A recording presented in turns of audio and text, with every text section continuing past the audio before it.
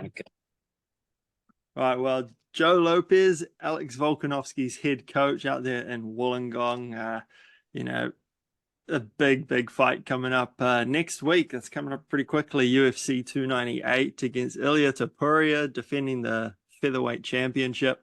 I guess first of all, how has Volk been in camp for this fight? I know there's been a lot said by Ilia coming into it, a lot said of Volk after the Islam fight. Just how has all that affected how Volk's coming in? Okay, first, thanks for having me on, Chris. And we're from Windang, not Wollongong. Okay, Wollongong's up the road. But no, everything's been really good. Ilia loves to talk the big game. He said he could never be taken down. He got taken down. He said so many other things I can't remember. Anyway, Ilia's Ilia, talks up the fight, great for the fight. As far as the camp's been going, well, it's been really good. We've had so many high-profile, great training partners out here, and I couldn't be happier.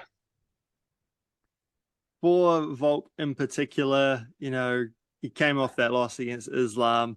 A lot has been said after that, short notice fight, quick turnaround. I think some stuff came out today. He was talking about, not being prepared, not being disciplined, having a drink every day for 3 weeks heading into that fight. I think a lot has been made of that in the last couple of hours since that came out. For Volk in particular, does this feel like does it feel like he's got a point to prove?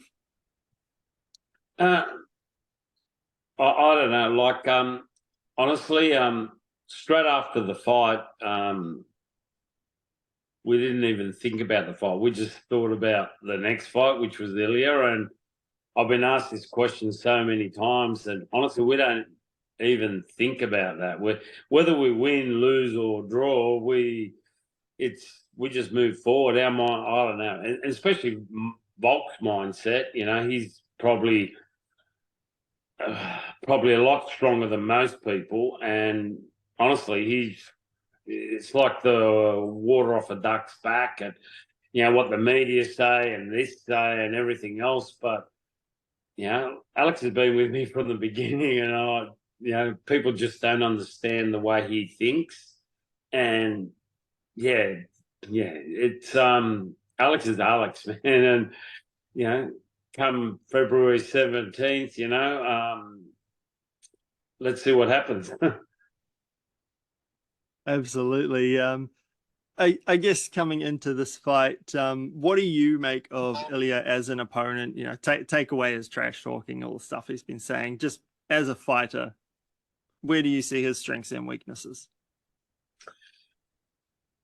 Well, Ilia's he's dangerous. He's powerful, and if he puts his hands on you, he can hurt you. So, and like I always say, anybody in the UFC, especially once they get up into that top 10, they're all dangerous. They're all good everywhere, and we don't take anybody lightly. And we've been ticking our boxes.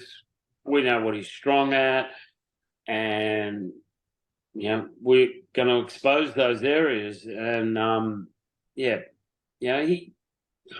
it's hard to sort of say, but I think Alex is just so much of a more well-rounded fighter than he is. He's got a lot more tools at his disposal than Ilia has. Yeah, I know you can't say too much without giving too much away for the approach going. That's why I get a bit. Yeah, that's why I get a bit tongue-tied, because I start going. Should I say? No, and I get tongue-tied thinking about what I can say or what I can't say. When you look at, I guess, Volk's last few opponents at featherweight, would you say Ilia is a tougher assignment than some of those? They're all dangerous, and like I said earlier, they all present their own dangers and challenges. And like I said, we look at those things. We tick all the boxes, and come game day, let's see how Ilia feels when Volk is in front of him, and even worse when Volk puts his hands on him. If Alex grabs him, he's going to feel the strength and the why back in the day they used to call him the Hulk. He's just got incredible strength. Yeah, it's one of those sports where it's very easy to forget things, right? Yeah, and people just don't, unless you've trained with him and seen what Alex can do. People honestly looking from the outside watching, they go, why don't they do this or why don't they do that? But his pressure and just the way he moves. But like I said, once he puts his hands on you and you feel his weight and his strength, and his just scrambling abilities. And the thing is, some people can do it for a minute or 2 or 3, but he can honestly do it for 25 minutes straight and not get. I mean, he'll get tired, obviously, but he just grinds people. He's different.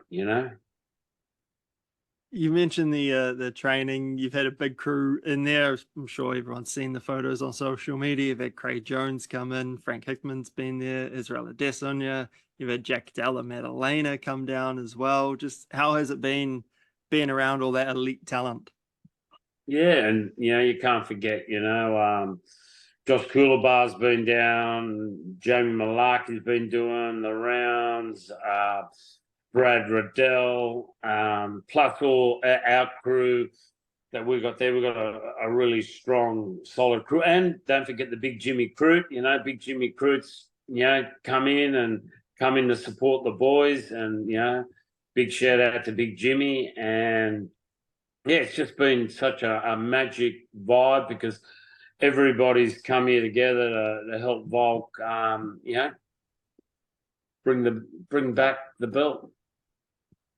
Has Jack always sort of come into your camp at certain points, or is that quite new? Because I just don't recall seeing photos of Jack. No, this is the first time. Alex has actually gone over to WA and trained with Jack before, but this is the first time Jack's come over here. And, it's been great having Jack here. He's a great training partner, great talent, great natural instincts and movement. He's going to be a challenge for anybody in that welterweight division. What brought him down to your gym this time around? Probably, and I don't like to say it, is that fucking evil guy, Craig Jones. I did wonder if that was the case when I saw Craig Jones there. Obviously, Jack's preparing for Gilbert Burns, who's pretty good on the ground himself. Yeah.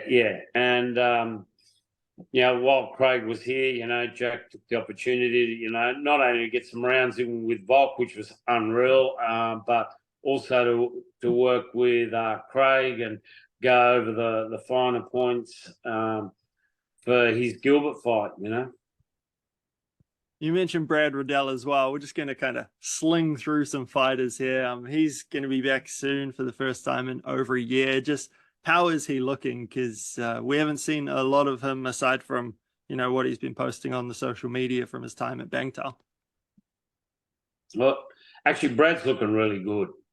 He had his surgery and he's had his rehab, and he's actually starting to look like the old Brad Riddell, I held some pads for him kicking, and I think I got some bruises on my forearms. The hips are back, So hopefully we get to see Brad come in there with a new mindset and be back where he should be. We also had the other guys from CKB, Johnny Vake and Kieran Joblin. Man, great. They've been so good to have here. Great training partners. Can't talk those guys up enough, Yeah, you mentioned John and Kieran. Were those two guys that, I don't know, you sort of asked Eugene who would maybe be the best sparring for Volk and prep for this fight? Like, why did those two come over, or was it just a couple of guys who came over with Israel? No, they were here before Israel. We just needed some extra training partners. I don't want to say too much, but anyway, and the boys came over, excellent training partners, and just, and I mean, they're just terrific guys to be around, they just, really good. I can't talk highly enough about those guys. I don't like Eugene, but, Eugene does have some good guys at his gym. Probably the only two good Kiwi guys. No, maybe there's a couple more. Oh, good. Do you have any insights as to whether or not we might see Israel soon? I heard Israel was at the basketball on Saturday night, and someone asked him that same question, and he said, "No hablo inglés." Yeah, that's also where I got the Wollongong thing from. Basketball on the brain. Yeah. For yourself, I guess for the next week before we get to California of all spots, I'm sure that's going to be a nice wee trip after, you get the job done. What does your week look like? This last week here for us, we've just got, now Alex will be sparring in the morning, probably do a little bit of drilling in the afternoon, and then Friday he has his last fighter, and then Saturday morning we fly out. At what point does Alex start to get into that full focus, tunnel vision fight mode? Because I know that seems to be a little bit different for every fighter, whether it's fight week, whether it's a couple of days out, whether it's, I don't know, a couple of weeks beforehand. Does he ever flick that switch? I don't. I think that's a better question.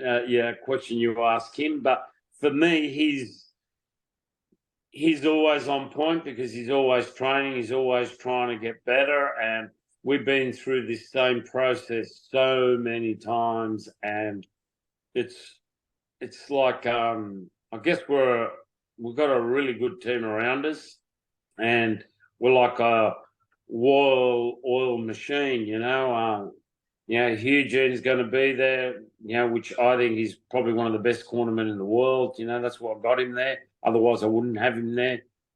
No, just joking. I love the guy. But, he is, like I said, one of the best cornermen, and you'd always want that guy in your corner if you can.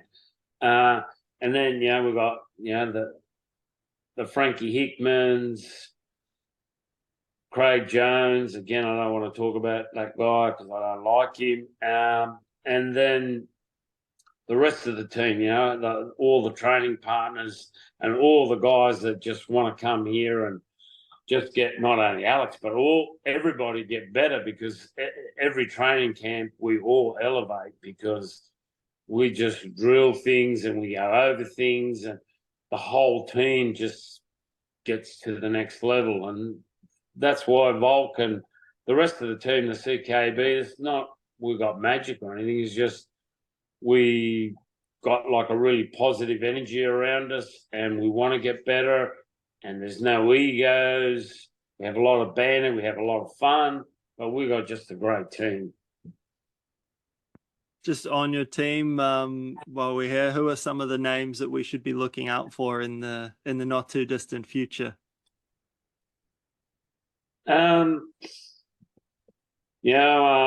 Hopefully we get Lockjaw's hopefully the next cab off the rank. We've got Jared Wilbraham. That guy's got so much talent. Great kid. Got to look out for Jared. Of course, my little golden boy, the slickness, Colby thickness, and then we've got Seb, and couple of Amina's fighting next Saturday. She's going to kill me for not naming her first. And obviously, last guy, and he's a Kiwi, is Kasid Murdoch. You know, he's one kid. He's my next little Volk, I reckon. He's a little compact thing. I just can't get anybody. He can't get a fight. So if anybody out there wants to fight Kasid, wants to make his pro debut at Bantam, please, somebody want to fight him. He's Kiwi, so he's weak. No, he's not. Hey, that's a former IMMAF world champ you're talking about there. He is. Great kid, got a lot of talent. Yeah, but I've been trying to get him a fight, but hopefully one comes up soon for the kid, you know? Just lastly, while we're here, I saw a video on social media of Zach Lomax sweeping the mats. I guess how are those Dragon boys on the mats, and do many of them do mixed martial arts training as well, kind of outside of the wrestling? Well, this year they've moved their training up to Sydney, so they're not down here in Wollongong, so they're up there. But Zach, one of the coaches, Big Ben, and Jack Della, a couple of the other guys come down now and again, the blocker, but yeah, not as much as they used to. But Lomax comes down, we try and get rid of Lomax.